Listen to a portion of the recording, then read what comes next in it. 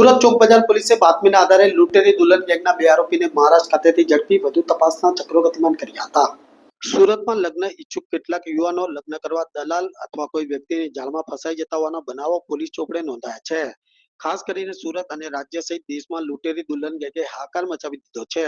ત્યારે સુરત ચોક પોલીસ હદમાં એક યુવાનને લગ્ન કરાવી આપવાની લાલચમાં રોકડા રૂપિયા 1.30 લાખ પડાવી લીધાની પોલીસ ફરિયાદ નોંધવા પામી હતી। આ ફરિયાદમાં હાલ મહારાષ્ટ્રના બોઈસરમાં રહેતી અને મૂળ એપીની રેખાદેવી વિરેન્દ્ર કુમાર યાદવ અને સોનુ ગુપ્તા તેમજ અશ્વિન પાટીલે મળી એક યુવકના ફુલહાર કરી રેખાદેવી સાથે લગ્ન કરાવી દીધા હતા। રેખાદેવી લગ્ન કરી યુવક સાથે 2 દિવસ રહી પોતાના ગામમાં પ્રોપર્ટીના કામ અર્થે જવાનું જણાવી રફુચક્કર થઈ ગઈ હતી। જેથી આ અંગેની પોલીસ ફરિયાદ મળતા ચોક બજાર પોલીસ ટીમે બાતમીના આધારે લૂંટેરી દુલ્હન ગેંગના 2 સભ્યો અજય ઉર્ફે સોનુ ગુપ્તા અને રેખાદેવી વિરેન્દ્ર કુમારને મહારાષ્ટ્ર ખાતેથી દબોચી લીધા હતા અને આગળની વધુ તપાસ શરૂ કરી હતી।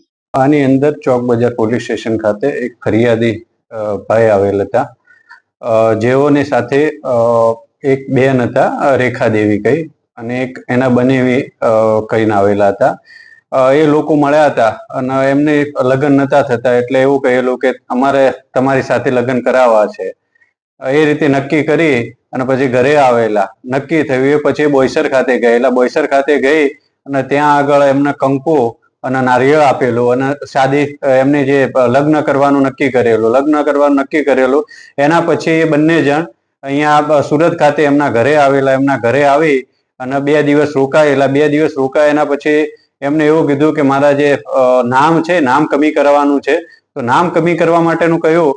એના પછી કે હું જાઉં છું ને પાછળથી આવીશ એમ એવું કહી અને પછી જતા રહેલા। એના બાદ આવેલા નહીં। એટલે વારંવાર જે ફરિયાદી પક્ષ છે એમના તરફથી સંપર્ક કરવાની કોશિશ કરેલી પણ સંપર્ક થયેલો નહીં।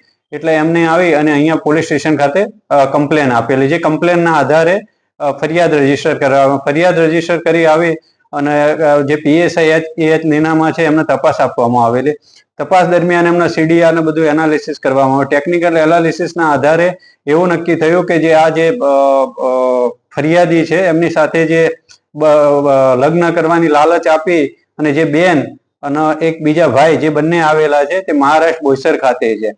તો એ બેજ ઉપર એક ટીમ મોકલવામાં આવી મહારાષ્ટ્ર બોઈસર ખાતે। ત્યાં જઈ જે PSI છે ત્યાં જઈને જે જગ્યાએ વધારે પડતી એની જે હિલચાલના લોકેશન હતું ત્યાં જઈને એમને એવું કહેલું કે અમે ત્યાં એમના વતનથી આવેલા છે, ઉત્તર પ્રદેશથી આવેલા છીએ અને સોનુ ગુપ્તાનું કામ છે એમ, એટલે કે સોનુને ચાની કેટલી વાળાને બધા ઓળખતા હતા એટલે આવેલા છે ને અમારો ફોન સ્વિચ ઓફ થઈ ગયો છે તો અમારે એમને જવું છે એમના ઘરે। તો કે અહીંયા બિસ્ટોલ પીવે છે તો બિસ્ટોલ લેવા માટે આવશે।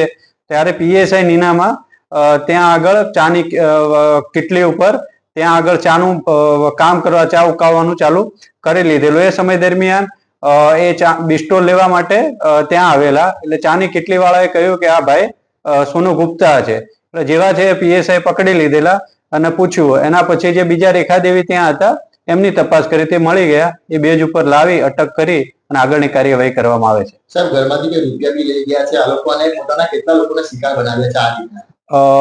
એમની પાસેથી 1,10,000 રૂપિયા લઈ ગયા છે, જે લગ્ન કરવાની લાલચ આપી અને અહીંયા એના માટે 1,10,000 લઈ ગયા છે અને પગમાં પહેરવાના ઝાંઝર એ આમને આપ્યા હતા ફરિયાદી પક્ષે। આના સિવાય હજી સુધી કોઈ બીજી ફરિયાદ આવી નથી કે અમારા ધ્યાન ઉપર હજી આવી નથી। તપાસ આગળની ચાલુ છે। સર, લોકોને શું અપીલ કરશો આ લૂંટેરી દુલ્હન જે રીતે અંજામ આપી રહી છે? લોકોને કોઈ પણ આવી રીતે જેના લગ્ન થતા નથી એ લોકોએ પહેલા તપાસ કરવી જોઈએ, એનું બેકગ્રાઉન્ડ જાણવું જોઈએ અને લગ્ન છે રજીસ્ટર કરાવવા જોઈએ। ખાલી ફૂલહાર કરી અને એવું માની નથી લેવાનું કે આ લગ્ન થઈ ગયા છે।